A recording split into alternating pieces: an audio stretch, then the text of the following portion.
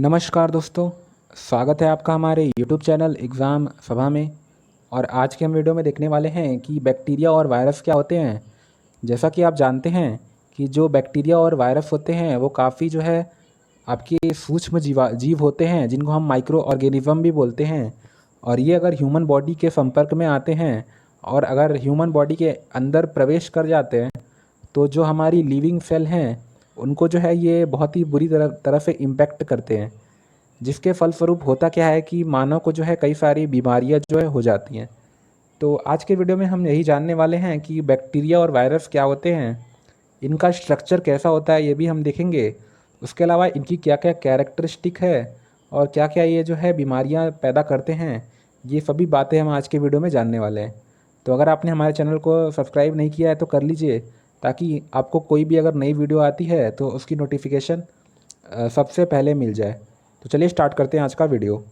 तो पहले हम देखेंगे कि बैक्टीरिया क्या होते हैं। तो जैसा कि आप देख सकते हैं, व्हाट इज़ बैक्टीरिया, ये क्वेश्चन आपके दिमाग में कई बार आया होगा। तो आज इसका जो है हम इसका जो जवाब जो है वो जानेंगे। तो जो आपका बैक्टीरिया होता है वो या तो यूनिसेल्युलर हो सकता है या मल्टी सेल्युलर हो सकता है, यानी कि उसमें या तो एक सेल हो सकती है या उसमें कई सारी सेल भी हो सकती है। तो एक कोशिकीय या बहुकोशिकीय कोई भी जो है आपका बैक्टीरिया हो सकता है। उसके अलावा bacteria are prokaryotic micro organism. तो ये जो है आपके प्रोकैरियोटिक माइक्रो ऑर्गेनिज्म होते हैं, इनको एक स्पेशल नाम दिया गया है और दे आर फाउंड एवरीवेयर। तो दुनिया में आप कहीं भी जाएंगे तो ये आपको देखने को मिलेंगे, चाहे कितनी भी हार्श कंडीशन हो। They can survive even the harshest condition such as hot spring, deep ocean, snow and even in volcanoes. तो बैक्टीरिया आपको ऐसी ऐसी जगहों पे देखने को मिलेंगे जहाँ पे जो है लाइफ की जो है कल्पना भी करना बहुत ही मुश्किल है। एग्जाम्पल के लिए जो आपके ओशियन होते हैं, उसमें आप जैसे जैसे नीचे जाते जाएंगे तो वहाँ पे प्रेशर काफ़ी तेज़ी से बढ़ता जाता है। तो प्रेशर की वजह से जो है वहाँ पे बहुत डीप जाने पे लाइफ की कल्पना करना भी मुश्किल है। लेकिन जो बैक्टीरिया होते हैं वो वहाँ पे भी पाए जाते हैं। उसके अलावा बर्फीले जगहों पे भी जो है बैक्टीरिया पाए जाते हैं और ये काफ़ी लो टेम्परेचर तक पाए जाते हैं। उसके अलावा बात करें वॉल्केनो में, तो वहाँ पे काफ़ी टेम्परेचर हाई होता है, तो वहाँ पे भी ये पाए जाते हैं। तो काफ़ी ये हार्शेस्ट कंडीशन में रह सकते हैं। उसके अलावा जो आपका बैक्टीरिया हैं, ये कई तरह की जो है बीमारियों को पैदा करते हैं। Disease causing bacteria are known as pathogen. तो जो बैक्टीरिया जो हैं मानव के लिए हानिकारक हैं और बीमारियों को जन्म देते हैं, उनको हम पैथोजन के नाम से जानते हैं। कई सारे बैक्टीरिया जो हैं वो ह्यूमन के लिए जो है लाभदायक भी होते हैं, यानी कि वो जो है यूजफुल भी होते हैं। तो बैक्टीरिया जो होते हैं काफ़ी इंपॉर्टेंट है। अब आपके लिए क्वेश्चन है कि जो बैक्टीरिया है उसकी खोज किसने की थी और कब की थी। तो ये जो है आपको कमेंट बॉक्स में बताना है, और अगर आपको नहीं पता है तो आप जो है गूगल का सहारा ले सकते हैं। अब देखते हैं कि बैक्टीरिया का स्ट्रक्चर कैसा होता है। तो जैसा कि आप देख सकते हैं, बैक्टीरिया आपको कई शेप में देखने को मिलेगा। ये आपका राउंड शेप में भी हो सकता है, सिलेंड्रिकल भी होता है, स्पेरिकल भी होता है, या फिर आपका जो प्लेट होता है उसके आकार में भी पाया जाता है। तो कई तरह के आकार आपको देखने को मिलेंगे। यहाँ पे आप देख सकते हैं एक सिलेंड्रिकल आपको बैक्टीरिया दिखाई देगा। इसकी एक लॉन्ग टेल है, आप देख सकते हैं, जिसको हम फ्लैगलम बोलते हैं। तो फ्लैगलम जो है बैक्टीरिया की एक लॉन्ग टेल होती है। उसके अलावा हमने बताया था कि जो बैक्टीरिया होता है उसके अंदर आपको कई सारे जो हैं कॉन्स्टिट्यूएंट देखने को मिलेंगे, जिसमें आपका न्यूक्लियोइड, जिसको डीएनए बोलते हैं, वो देखने को मिलेगा। उसके अलावा इसमें राइबोसोम, साइटोप्लाज्म, ये जो है मिक्सचर के फॉर्म में आपको देखने को मिलेंगे। ये सभी जो हैं आपके एक बॉक्स में बंद होते हैं और इस बॉक्स को हम बोलते हैं सेल वॉल। तो सेल वॉल आपका केवल बैक्टीरिया में पाया जाता है। वायरस में आपको इसी जगह पे कैप्सिड देखने को मिलेगा। उसके अलावा इसके जो आउटर जो एरिया है वहाँ पे पाइलस पाए जाते हैं, जो आपके रेशे की तरह होते हैं। और ये आपका एक कैप्सूल की आकार का आप यहाँ पे बैक्टीरिया देख सकते हैं। तो ये जो है इसका जो है स्ट्रक्चर है। अब बात करें कुछ कैरेक्टरिस्टिक ऑफ बैक्टीरिया, तो मैंने आपको पहले ही बताया था कि बैक्टीरिया आर जो है यूनिसेल्युलर। तो कुछ जो आपके जो है बैक्टीरिया जो है यूनिसेल्युलर यानी कि एक कोशिकीय होते हैं। उसके अलावा कुछ बैक्टीरिया जो है मल्टी सेल्युलर यानी कि बहुकोशिकीय भी पाए जाते हैं। एग्जाम्पल के लिए देख लीजिए बैक्टीरिया। तो ये जो है आपका एग्जाम्पल है मल्टी सेल्युलर का। Bacterial cell lack membrane bound organ, genetic material remain dispersed in nucleoid and the nucleus in absent. तो इसमें क्या होता है कि जो जेनेटिक मटेरियल होता है वो आपका न्यूक्लियोइड में पाया जाता है, और इसमें जो न्यूक्लियस होता है यानी कि जो केंद्रक होता है वो एब्सेंट होता है। तो ये भी आपके लिए जानना इंपॉर्टेंट है। उसके अलावा है the bacterial cell has ribosomes where protein assembly take place. तो बैक्टीरिया के जो सेल होता है उसमें राइबोसोम पाए जाते हैं, जहाँ पे प्रोटीन की जो है असेंबली होती है, यानी प्रोटीन जो है आके आपस में असेंबल होते हैं। उसके बाद है bacteria play a very important role in ecosystem, they are widely used in the medical and agricultural industries. तो ऐसा नहीं है कि जो बैक्टीरिया है वो आपको जो है केवल हानिकारक मतलब हानि पहुंचाता है, वो आपके लिए फ़ायदेमंद भी है और इसके कई सारे फ़ायदे हैं, और इनका जो है मेडिकल और एग्रीकल्चरल इंडस्ट्रीज़ में कई तरह से यूज़ करते हैं। और मैंने आपको पहले अगले वीडियो में मैं आपको बताऊंगा कि जो डिफरेंस क्या है, वायरस और बैक्टीरिया में क्या क्या डिफरेंस है। तो अगर आप ये वीडियो देख रहे हैं तो इसके अगले पार्ट को भी ज़रूर देखिए, ताकि आपको दोनों के बीच में एक डिफरेंस जानने को मिल जाए, जिसमें हमने कई सारे पोर्शन को कवर किया है। तो उसको अगर आप देखेंगे तो ये आपका वीडियो जो है अच्छे से कंप्लीट हो जाएगा। तो आपका जो बैक्टीरिया है उसकी वजह से कई सारी बीमारियां होती हैं जिनको हम पैथोजन बोलते हैं। तो इनके लिए जो दवाइयाँ यूज की जाती हैं उनको हम एंटीबायोटिक बोलते हैं। अब बात करेंगे वायरस क्या होते हैं।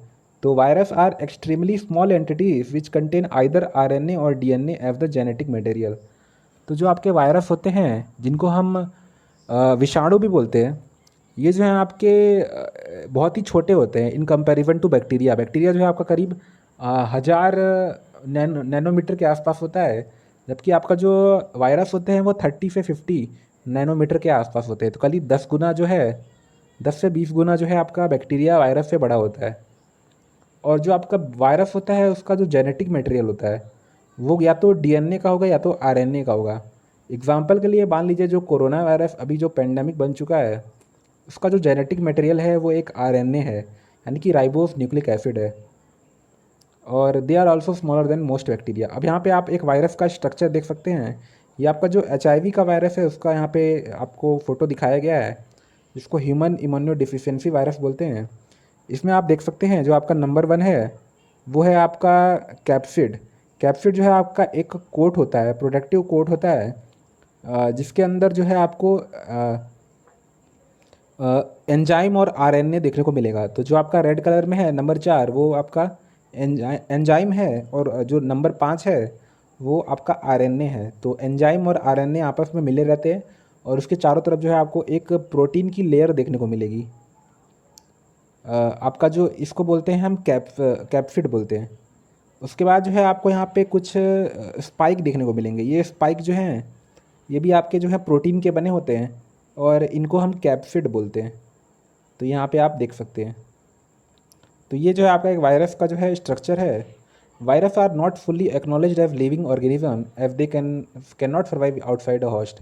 तो इसके बारे में मैं अगले वीडियो में अच्छे से बात करूँगा, लेकिन आप फिलहाल ये जान लीजिए कि जो वायरस होते हैं वो जो है आपके लिविंग ऑर्गेनिज्म नहीं होते हैं, यानी कि वो जो है केवल लिविंग सेल में ही जीवित रह सकते हैं, वो ह्यूमन बॉडी के बाहर जो है जीवित नहीं रह सकते हैं।